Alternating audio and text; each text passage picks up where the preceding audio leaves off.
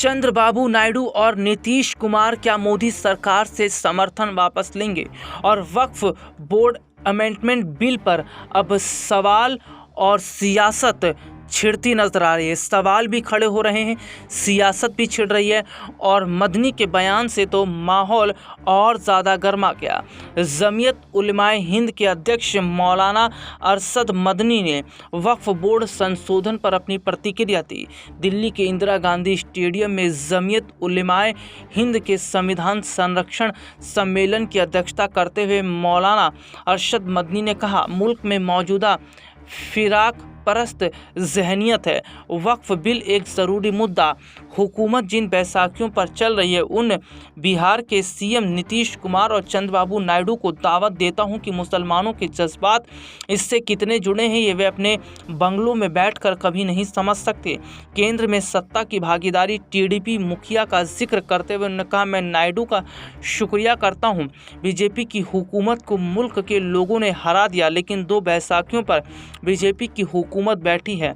नवाब जान टीडीपी के vice president को नायडू साहब ने यहाँ भेजा है, जो यहाँ की बात को उनको बताएंगे। इस महीने के आखिर में हम 15 दिसंबर को नायडू के क्षेत्र में 5 लाख मुसलमानों को इकट्ठा करेंगे। अरशद मदनी ने टीडीपी और जेडीयू को चेताते हुए कहा कि अगर ये कानून पास हो गया तो फिर जिन बैसाखियों पर बैठकर मुल्क में बीजेपी हुकूमत कर रही है, तो उनकी भी जिम्मेदारी होगी। इस बिल के अंदर जहर पड़ा हुआ है जो मुसलमानों को नुकसान पहुंचाएगा।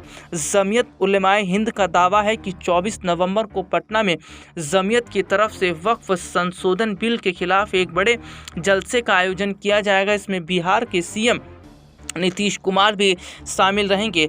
हालांकि वक्फ बोर्ड में जो संशोधन किया जा रहा है, इससे मदनी काफ़ी नाराज़ है और उनका सीधे तौर पर कहना है कि नीतीश कुमार और चंद्रबाबू नायडू को समर्थन वापस ले लेना चाहिए, क्योंकि बैसाखी पर जो सरकार चल रही है, ये सरकार अब बैसाखी पर चलने के काबिल भी नहीं है। और अगर ये बिल पेश हो जाता है, पास हो जाता है, तो इसका बहुत बड़ा नुकसान होगा। हालांकि अपने दर्शकों को बता दें कि हिंदू संगठन, हिंदू धर्मगुरुओं की तरफ से भी कहा जा रहा है कि फिर सनातन धर्म बोर्ड भी होना चाहिए। अगर वक्फ बोर्ड है, अगर वक्फ बोर्ड ख़त्म होता है तो सनातन धर्म बोर्ड नहीं बनाया जाएगा, लेकिन अगर वक्फ बोर्ड बनेगा तो सनातन धर्म बोर्ड भी बनेगा। तो ऐसे में हिंदू मुस्लिम का जो विवाद है वो बढ़ता चला जा रहा है। लेकिन सीधे तौर पर ये देखा जा रहा है कि मुसलमानों ने चंद्रबाबू नायडू और नीतीश कुमार को जिस तरीके से खुले तौर पर अपने साथ आने का एक बड़ा मैसेज दिया है, और जहां बिहार में और आंध्र प्रदेश में मदनी बड़ी रैली करने वाले हैं, तो क्या वाकई इसका प्रभाव पड़ेगा? वैसे देखा जाए, चंद्रबाबू नायडू और नीतीश कुमार वैसे ही मोदी सरकार से नाराज़ चल रहे हैं, क्योंकि वो फैसले जो सरकार केंद्र के स्तर पर ले रही है वो ठीक नहीं है। वैसे में अगर समर्थन वापस ले लेते हैं चंद्रबाबू नायडू और नीतीश कुमार, तो इसका बड़ा झटका बीजेपी को लगेगा।